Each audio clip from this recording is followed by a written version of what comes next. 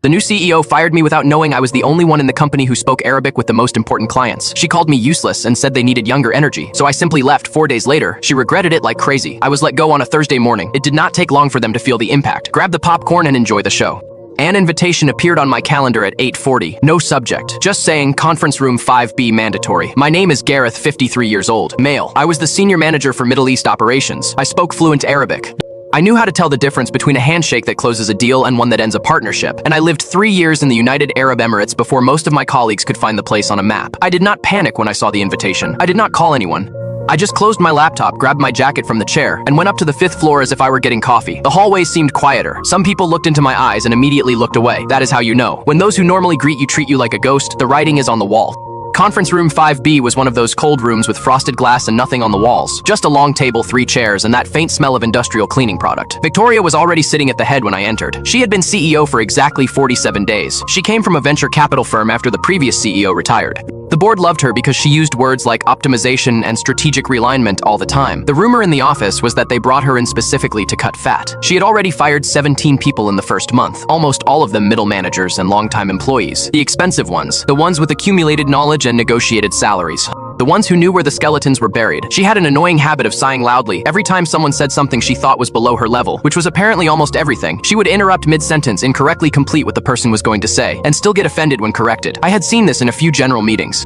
Sitting next to her was Denise from HR, with a manila folder in front of her and her pen already uncapped. I sat down, crossed my hands on the table, waited. Victoria looked at her phone, picked it up, checked something, put it back down, as if the conversation was already taking longer than expected. Finally, she looked at me. She did not even waste time on politeness. She spoke in a way that wanted to seem authoritative, but sounded like someone who had read too many leadership books. Mr. Nash, thank you for coming. As you may know, we are undergoing structural changes to better position Vanguard for future growth opportunities. I did not respond. I let the silence grow until it became uncomfortable. She shifted in her chair. Your position has been identified as part of the legacy infrastructure we are moving away from. We are consolidating functions and reallocating resources to more modern structures. There it was, legacy infrastructure, as if I were an old server or a telephone system from the 90s. I was the only person in the entire building who spoke fluent Arabic, who understood Gulf business culture, who had personal relationships with clients who generated over 8 million in maintenance contracts per year. This woman who had been there less than 2 months was calling me legacy infrastructure. She continued with that rehearsed friendliness that never convinces anyone. I am sure you understand. We need people who adapt to the new direction. This industry is evolving and frankly, we need younger energy. She let the word hang in the air without even disguising it. Denise pushed the folder across the table. Standard severance package. 3 months salary, 60 days of extended health insurance, and a letter of recommendation probably pulled from a template. At the bottom was a line for signature and date. Victoria kept talking about something regarding the company being grateful for my years of service. Something about the door always being open. What she did not mention was the delegation from the Emirates arriving Monday morning. She did not talk about the 8 million in pending contract renewals that I had personally negotiated over the last 14 months. She definitely did not mention that Khalil Al-Arsi, operations director of our largest Gulf client, had said in writing that he would only continue with Vanguard as long as I was the main contact. I picked up the folder, opened it.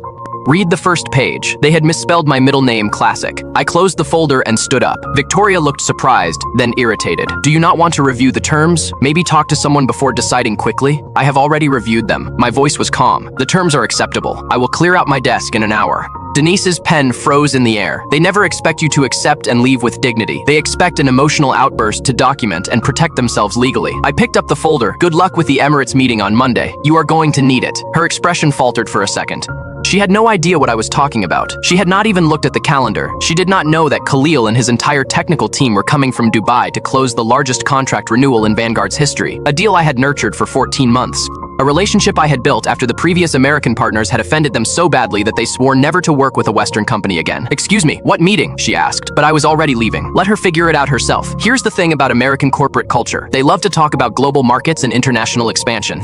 They put it on the website in annual reports and pretty brochures at industry trade shows. But when it comes to actually investing in the people who make those global relationships work, they treat us like replaceable parts. No one at Vanguard ever asked how I got those Gulf contracts. Not once. Not during onboarding. Not during performance reviews.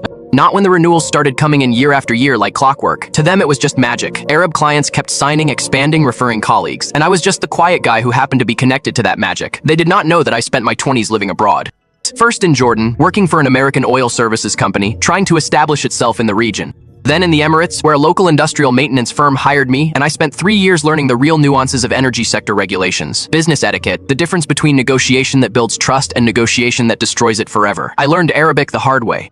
Not in a classroom, but in equipment failures, refinery control rooms, and late-night negotiations, where one wrong word could sink $1 million contract. They did not know about the 12-hour time zone shifts I took without complaining, answering calls at 3 in the morning because it was a good time for the client in Riyadh. Reorganizing my entire life around Islamic holidays because getting a greeting wrong on Eid could delay a relationship for months. They never saw the private messages from Khalil's operations manager, the ones that always started with "Brother Gareth, your word is gold," where he asked my opinion about things that did not even have to do with our contracts.